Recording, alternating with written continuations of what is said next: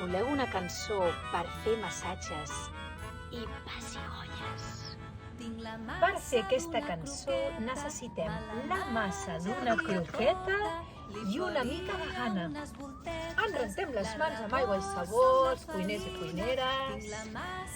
Tinc la massa d'una croqueta, me la menjaria tota, li faria unes voltetes, la rebosso amb la farina i després les fregeixo a pessigolles.